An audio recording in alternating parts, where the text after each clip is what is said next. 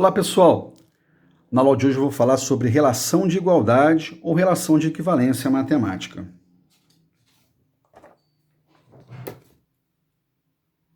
Observa na balança, eu faço uma pergunta. Essa balança, ela está em equilíbrio? Sim. Nós temos a mesma quantidade de objeto dos dois lados. Do lado esquerdo da balança, no prato esquerdo, nós temos 2 estrelas e uma elipse.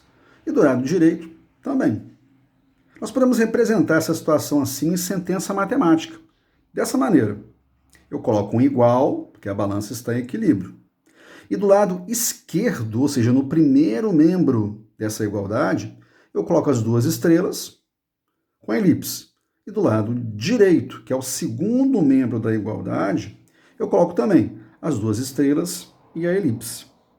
Então nós temos uma igualdade, pois ambos os membros são iguais entre si.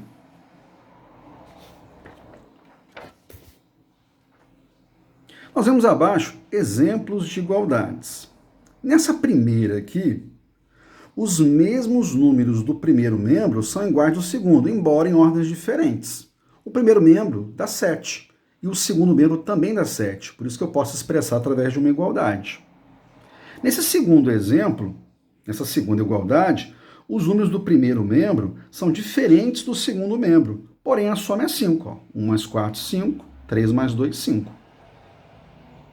Para que haja relação de igualdade entre dois membros, basta que a soma dos números do primeiro membro seja igual aos do segundo membro. Nesse exemplo aqui, 5 mais 3 é igual a 8, no primeiro membro. E no segundo membro, 7 mais 1 é igual a 8. Então nós temos aqui uma relação de igualdade entre dois membros. Vejamos outros exemplos. No primeiro membro aqui eu tenho 2 mais 8, que é igual a 10. E no segundo membro eu tenho 6 mais 4, que é igual a 10 também. Ou seja, o primeiro e o segundo membros são iguais a 10. Então nós temos uma relação de equivalência. Pessoal, nessa balança desenhada aqui abaixo, vocês observem que ela está em equilíbrio. E nós temos quantidades diferentes de objetos no primeiro membro, aliás, do lado esquerdo da balança, né? E no segundo membro, né? Ou seja, do lado direito da balança. Vejamos, nós podemos observar que os objetos não são iguais, nem as quantidades são iguais. Não são iguais, mas são equivalentes. É a conclusão que nós chegamos. Essa propriedade vale também para a subtração. Observe.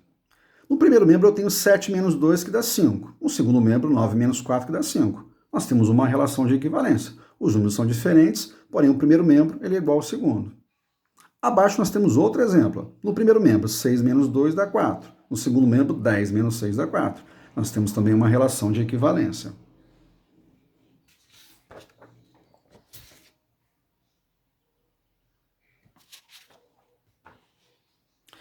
E se for adicionado ao segundo membro um número qualquer, será que fica mantida a equivalência?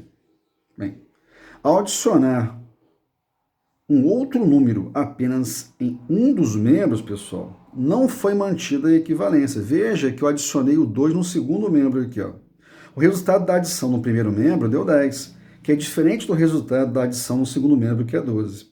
Veja que usamos um sinal matemático diferente, que informa essa diferença, esse sinal aqui. Então, a relação de equivalência não foi mantida, por isso que eu vou usar esse sinal. E se for adicionadas 2 unidades, tanto no primeiro quanto no segundo membro? Eu tenho aqui 2 mais 8, que dá 10. Eu somei mais 2 no primeiro membro, deu 12. No segundo membro eu tenho 6 mais 4, que dá 10. Somando mais 2 unidades, deu 12.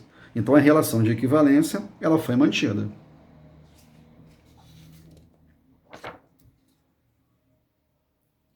Isso vale também para a subtração, pessoal? Vale. Olha só. Eu tenho aqui 7 menos 2 no primeiro membro, que é igual a 5.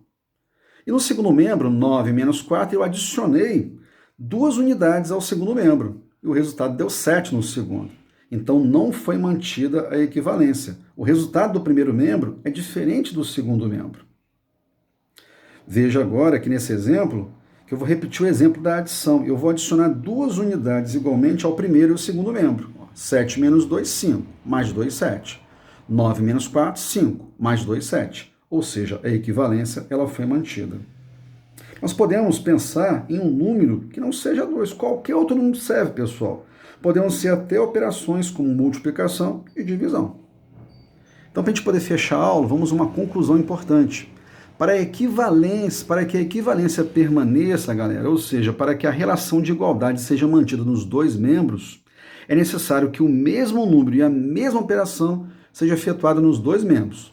Ou seja, tudo que adicionarmos ou subtrairmos, ou multiplicarmos ou dividirmos do lado esquerdo, no primeiro membro, precisa ser feito do lado direito, no segundo membro.